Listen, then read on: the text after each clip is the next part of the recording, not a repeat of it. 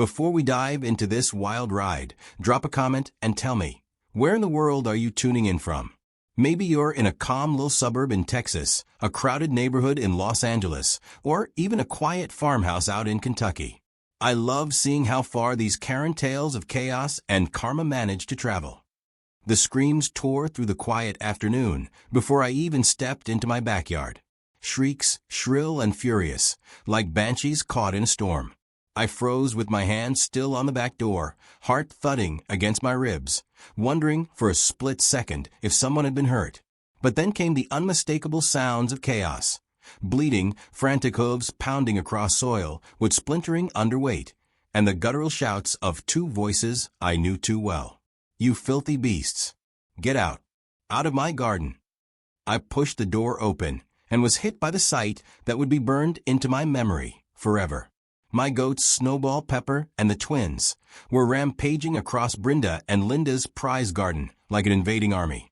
Tomato vines snapped under their weight. Cabbages were crushed under hooves. Blossoms, tulips, and neatly trimmed herbs that the sisters bragged about endlessly were reduced to confetti. And in the middle of it all, Brenda and Linda themselves, both clad in those ridiculous floral dresses they loved, stood swinging wooden hockey bats like medieval guards at a castle under siege. Their faces were flushed red, sweat dripping down their cheeks, mouths wide open as they screamed curses at the animals who ignored them entirely. It should have been horrifying. It should have been a nightmare. But I stood there, stunned, with a traitorous smile tugging at the corner of my mouth. Because this wasn't some random accident. This was karma walking on four legs. You're probably wondering how it all started. My name's Daniel, 38 years old, homeowner in what I thought was going to be a quiet suburban neighborhood. I bought the place for peace. The house was nothing extravagant, just a comfortable brick home with a decent backyard. And that backyard, well, that was my sanctuary. I had built it up slowly, adding a small wooden fence, a patch of green, and my favorite part, a little pen where I kept my goats. Not many people around here would call goats pets, but to me, they were family. They kept the grass trimmed, had more personality than half the neighbors combined, and gave me a kind of comfort city life never had. But peace in suburbia is fragile, and nothing shattered it faster than the Karen sisters next door. Brenda and Linda, twins, though they would never admit it, both pushing 40 and carrying themselves like the self-proclaimed queens of the neighborhood. They weren't just part of the HOA, they were the HOA. At least, that's how they acted. Their word was law, their complaints were scripture, and their voices carried like thunder every time they decided something didn't fit their vision of the perfect neighborhood. I had barely lived here 3 weeks before the first note showed up on my door. It wasn't folded politely. It wasn't neighborly. Just a sheet of paper with livestock does not belong in a residential community, scrawled in sharp, aggressive handwriting. The signature at the bottom was unnecessary, but there it was, Brenda and Linda. At first, I tried to keep it civil. I introduced myself, shook hands, smiled. I explained that the goats were harmless, quiet compared to dogs, and fenced in my yard. I even told them I'd make sure the pen was extra clean, so there wouldn't be any smell. But Brenda scrunched her nose like I'd told her I was raising skunks. Linda crossed her arms over her chest and muttered, "This isn't a farm, and you're not a farmer. We have standards here." Standards. That was their favorite word. It didn't matter that my yard was always clean, that my goats never wandered, that they made less noise than the barking terriers 2 houses down. The sisters launched a campaign, cornering me whenever they could. "Do you know how much property value you're destroying?" Brenda would sneer from her porch. "Who wants to live next to barn animals?" Linda chimed in, her voice always dripping with disdain. I ignored them at first, thinking they'd grow tired of their crusade. But if the sisters were anything, it was relentless. They filed complaints to the HOA every week, claiming my fence was too high, then too low, then the wrong shade of brown. They stood in their garden, gossiping loudly about eyesores and trashy neighbors, making sure their voices carried over the hedges. And every time they caught me in the driveway, it was the same routine. Rolling eyes, sharp remarks, little digs meant to chip away at my patience. I could have handled the words. But then came the day they decided words weren't enough. It was a Tuesday, hot and sticky, the kind of day where sweat clings to your neck no matter how still you stand. I worked late, came home tired, just wanting to collapse in front of the fan with a cold drink. Instead, as I pulled into my driveway, I noticed something was off. The goats were loose in the yard, not in their pen. I rushed out of the car, heart hammering, scanning the property. And then I saw it. My fence, my carefully built wooden fence, wasn't standing anymore. It lay splintered and scattered like broken bones across the grass. Posts ripped from the ground, panels cracked clean through, nails bent and twisted. It looked less like natural damage and more like deliberate demolition. I knew instantly who had done it. Storming toward the property line, I spotted Brenda and Linda standing proudly on their side, dusting off their floral dresses like they'd just finished yard work. A hammer still dangled from Linda's hand. Brenda smirked, brushing a strand of sweat-soaked hair from her forehead. "Problem solved," she called out, smug as ever. My fists clenched so tight my knuckles ached. "You tore down my fence." "It was a violation," Brenda replied with a shrug, as if explaining the weather. "HOA code says no livestock structures over 4 feet. Yours was 5. We fixed it. You broke onto my property. You destroyed what's mine." Linda waved her hand dismissively. "It was ugly anyway. We're doing you a favor." Their arrogance hit me like a punch to the gut. They weren't just entitled, they believed they were untouchable. And standing there, looking at the ruins of the fence I'd spent weeks building, listening to them laugh like bullies who'd stolen lunch money, I felt something snap inside me. But before I could lash out, before I could shout or threaten or call the police, a new sound broke the tension. Hooves. I turned just in time to see Snowball, my most stubborn goat, trot past me with the ease of a conquering king. He lowered his head, sniffed the air, and set his sights not on my destroyed yard, but on the lush paradise beyond the sisters' fence line. Their garden. Snowball, no. I started forward, but it was too late. With a bound, he leapt over the last chunk of splintered wood and landed in the sisters' carefully manicured plot. The smell of ripe tomatoes and fresh herbs must have been irresistible.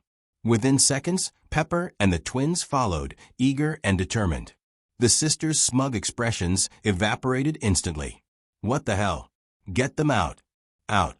Brenda shrieked, her face turning scarlet. She stumbled backward as Snowball lunged at the nearest tomato plant, tearing it clean from the soil. Linda's jaw dropped as Pepper climbed directly into a raised flower bed, trampling marigolds and lavender like they were nothing but weeds.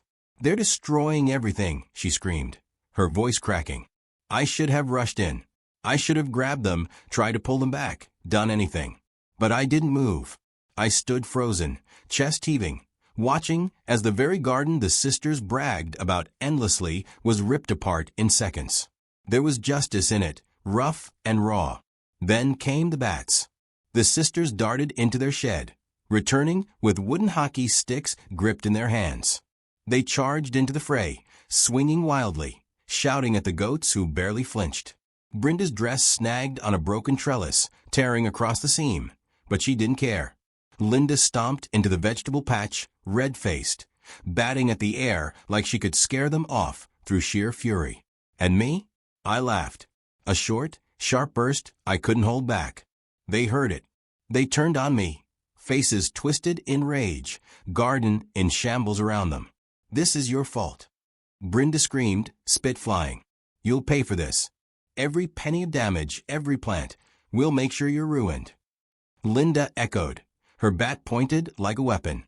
I finally stepped forward, raising my hands as if in surrender. "Funny," I said, voice steady despite the storm inside me. "Because, if I remember right, you're the ones who tore down the fence. Without it, the goats don't know where the line is. Looks like this is on you." The fury in their eyes burned hotter than the sun. But even as they shouted, even as goats chewed contentedly on the wreckage of their pride, I knew this was just the beginning. They wouldn't stop here. They couldn't. People like Brenda and Linda only knew how to escalate. And if I was going to survive them, I'd have to be smarter, sharper, and ready for war. As the twins of chaos swung their bats uselessly at stubborn goats, I stood in the middle of the wreckage, and felt the shift in the air. The battle lines had been drawn, and I was ready. Before we jump into the next part, let me remind you of one of my wildest stories ever. Karen and her gold digger mom kept parking in my driveway, so I towed both their cars. That one was pure chaos from start to finish, and I've added it to the end screen and linked it in the description for you. But for now, let's continue this crazy tale right where we left off. The morning after the disaster in the garden, I woke to the sound of hammering, not on my property, but next door. The sisters were already at work, their voices carrying through the thin walls like sirens. I dragged myself out of bed and stepped outside. What I saw made my blood boil. Brenda and Linda stood in their ruined yard, pointing at the wreckage, while two contractors measured the damage. The sisters weren't mourning their destroyed plants. They were putting on a show. Brenda clutched a clipboard, barking instructions, while Linda paraded around with her phone out, snapping pictures of the chaos as though it were a crime scene. When they noticed me, their expressions shifted from smug performance to venom. Brenda jabbed a finger in my direction. "There he is. That's the man responsible. Don't you forget it." The contractor glanced at me, uncertain, but said nothing. Linda stepped closer, holding her phone high. "Smile for the camera, goat man. We need evidence for the lawsuit."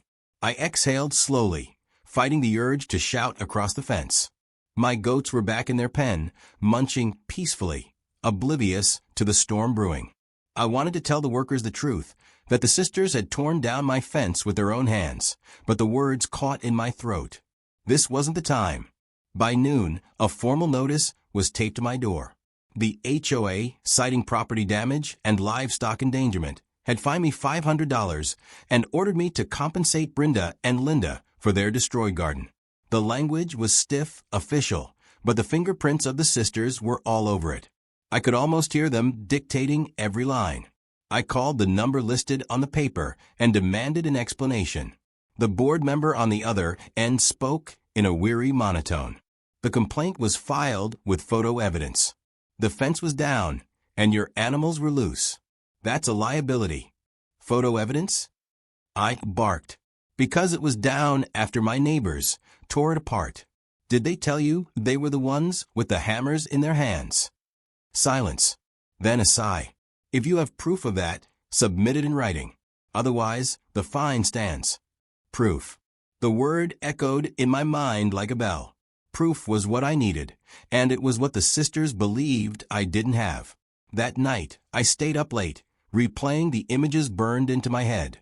The fence ripped apart, the smirks on Brenda and Linda's faces, the bats in their hands as they swung at my goats. It wasn't enough to remember. I needed to catch them, to trap them in their own arrogance. So the next morning, I drove to the hardware store and bought a set of cameras.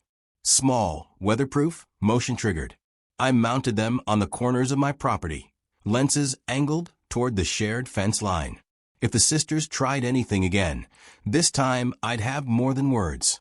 Days passed without incident, but the atmosphere grew heavier with each one. The sisters were relentless. They knocked on my door at odd hours, shouting demands through the wood. They called the police twice, claiming the goats were a danger, though the officers left shaking their heads when they found nothing wrong. They cornered me in the driveway, Linda shrieking about how much their award-winning roses had been worth, Brenda threatening to sue for emotional distress. And still I bit my tongue. The HOA meeting was the boiling point. I walked into the community center, file in hand, hoping logic might finally break through the madness. The room was packed, neighbors chatting in low voices, sipping cheap coffee from styrofoam cups. At the front, the board sat behind a folding table, gavel and notepads ready. And in the middle of the room, dressed in matching floral dresses, as though they were attending a wedding instead of a dispute, Brenda and Linda commanded the spotlight.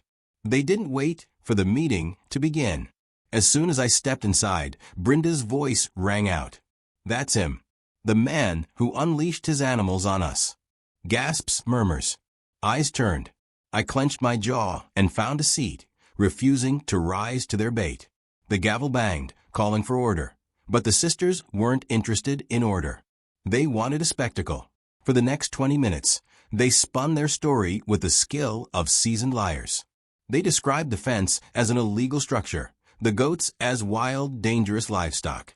They painted themselves as victims, their precious garden destroyed by my negligence, their emotional well-being shattered. Brenda's voice cracked theatrically, while Linda dabbed her eyes with a tissue she had obviously prepared. When my turn came, I laid out the facts.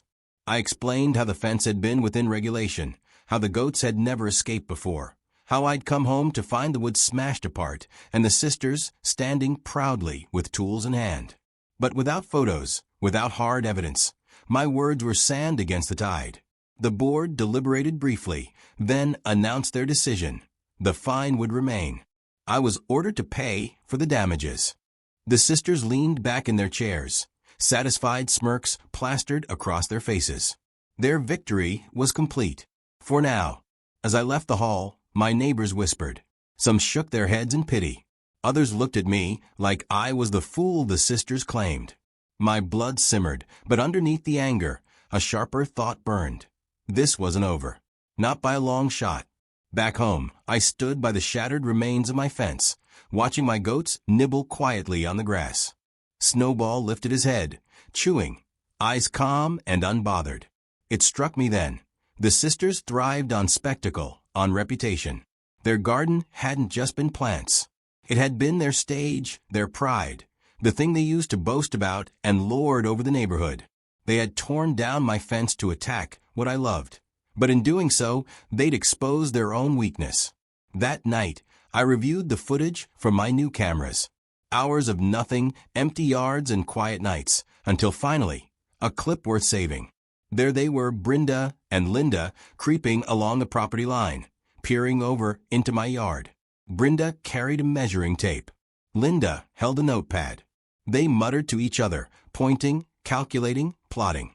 It wasn't a smoking gun yet, but it was a start. I clipped the video, saved it, and leaned back in my chair.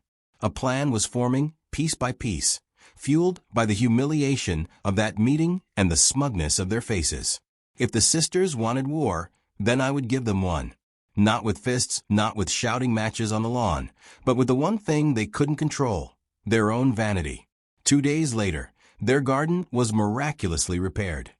New tomato plants, new flower beds, even a new trellis, all arranged as if nothing had ever happened. And of course, they couldn't resist showing it off. Brenda cornered me on the sidewalk, her floral dress brushing against my arm as she leaned too close. We'll be winning the Neighborhood Garden Award again this year. Not that you'd know anything about recognition. Linda chimed in from the porch, her voice loud enough for half the block to hear. Maybe you should stick to lawn mowing. That's about your speed. I smiled, thin and controlled. We'll see about that. That evening, I walked the perimeter of my yard, checking the angles of my cameras, ensuring every inch of the sisters' property line was in view. As I did, I pictured the look on their faces when their perfect little facade cracked. Because it would crack. It always did with people like them. The sky darkened, cicadas droning in the trees, and a storm rolled in on the horizon. I leaned on the broken fence post, rain beginning to patter on the grass, and whispered to myself, "You've had your turn. Now it's mine." Behind me, the goats shifted restlessly, bleeding into the night. In their voices, I heard the promise of what was coming. The sisters thought they had me cornered, but the truth was they had already handed me the weapon I needed. All that remained was timing, and I was patient. The storm broke the following week, though it wasn't rain that came pouring down. It was humiliation, sharp and unstoppable, flooding the neighborhood until Brenda and Linda were drowning in it. It began with a single video. I had spent hours splicing it together, editing each frame with careful precision. The first clip showed the sisters in broad daylight, hammers in hand, ripping my fence apart while laughing to each other like two kids caught in mischief. The second clip cut seamlessly to their garden, where the goats barreled in, trampling the soil and devouring everything in sight. I layered their shrieks on top of the footage, Linda waving her bat, Brenda screaming at Snowball, and then ended with a freeze frame of their furious, red faces. The video wasn't just evidence, it was theater. I didn't post it on some public platform at first. I slipped it quietly into the neighborhood Facebook group, a digital space where people shared bake sale flyers and complained about trash pickup. It was the perfect stage because it was their stage. The sisters practically lived in that group, bragging about their garden, posting photos of their flowers, scolding others about HOA rules. They had cultivated it like a personal fan club. The video went live at 9 a.m. By noon, the comments had exploded. At first, it was shock. "Wait, did they really tear down his fence?" someone wrote. Another neighbor chimed in. "I thought the goats just got loose." This shows everything. Then, the laughter started. GIFs, memes, captions mocking the sisters, flailing attempts to scare off goats. Someone screen-capped Brenda mid-scream and pasted the words "Garden Goddess" under it. Another made Linda, holding the bat, into a mock movie poster. By 3 o'clock, the video had been shared dozens of times, not just in the group, but across town. My phone buzzed relentlessly with notifications. And every ping was another nail in the coffin of their reputation. That evening, I stepped outside to bring in the trash bin and saw them. Brenda and Linda were on their porch, phones glued to their hands, faces pale and stricken. For once, they weren't yelling. They weren't gossiping. They were silent, absorbing the tidal wave of ridicule crashing over them. But humiliation breeds fury. The next morning, Brenda stormed across my yard without knocking, slamming her palm against my door until the wood rattled. I opened it to find her seething, hair disheveled, floral dress wrinkled. Linda lingered a step behind, clutching her bat again like a security blanket. "You think this is funny?" Brenda hissed, shoving her phone into my chest. The video played on the screen, muted but undeniable. "You edited this to make us look like fools." I didn't flinch. I didn't edit anything that wasn't true. "You tore down my fence. You let this happen." All I did was show people. Linda's cheeks burned crimson. "You ruined us. Everyone's laughing. We can't even walk down the street without whispers. The HOA, they're reconsidering our position." "Good," I said flatly. "Maybe now you'll stop acting like dictators." Brenda's eyes blazed, but behind the rage was something new, fear. For the first time, she realized they weren't untouchable. Without their perfect image, without their chokehold on the HOA, they were nothing more than two neighbors with too much time and too little kindness. They stormed off, but their threats echoed. "This isn't over. You'll regret this." Yet even as they spat venom, the balance had shifted. I could feel it in the air, taste it like metal on my tongue. The sisters were cornered, their arrogance stripped away, and all they had left were empty promises of revenge. The HOA meeting that followed sealed their downfall. The board, now armed with undeniable video evidence, reversed their fines against me and turned the spotlight on Brenda and Linda. Property damage, harassment, abuse of authority. The words rolled off the chairman's tongue like a sentence in court. The sisters protested, waving their arms, screeching about conspiracies and doctored footage. But no one listened. Their audience was gone. Their power evaporated. When the fines were announced, double what they had tried to pin on me, the room erupted in whispers. Neighbors, who once avoided my gaze, now smirked openly at the sisters. Someone in the back muttered, "About time." I walked out of that meeting lighter than I had felt in months. For the first time, I wasn't the target. I was free. But the story didn't end there, because karma has a way of lingering, of twisting the knife just enough to make the lesson permanent. The sisters' garden, once the jewel of the neighborhood, never recovered.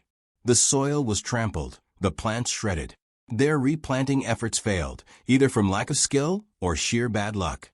Every time I glanced over the fence, all I saw was mud and weeds, a stark contrast to the pride they once flaunted. They stopped inviting neighbors over. They stopped posting in the Facebook group. Their floral dresses still appeared now and then, but without the air of superiority, only bitterness. One evening, weeks later, I stood at my rebuilt fence, hammering the last nail into place. The new structure was sturdier, taller, reinforced with metal posts that wouldn't fall to hammers so easily. My goats grazed quietly behind me, safe and content. Brenda and Linda emerged from their house, watching me with narrowed eyes. For a moment, I thought they might approach, but they didn't. They just stood there, two silent statues in faded patterns, glaring as if their hatred alone could bring my fence down again. I set my hammer down, wiped the sweat from my brow, and met their gaze. "You know," I said loud enough for them to hear, "Karma really does have a sense of humor." Snowball bleated, as if in agreement, and the sisters turned away, retreating into their empty home. I leaned against the fence, listening to the goats chewing hay, the evening air soft and calm. The battle was over, the war won, but the neighborhood still buzzed with the echoes of what had happened. Every time someone glanced at the sisters, every whisper behind their backs, every chuckle at the memory of that video, it was a reminder that justice had been served, not by force, but by truth. And yet, as I watched the last rays of sun dip below the horizon, I knew this wasn't the final chapter. People like Brenda and Linda didn't vanish.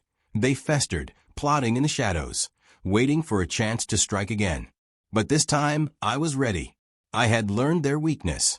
I had felt the satisfaction of turning their cruelty into their own undoing. If they came for me again, I wouldn't just defend myself. I would finish it. The goats bleated once more, restless in the dusk, and I smiled. Let them try.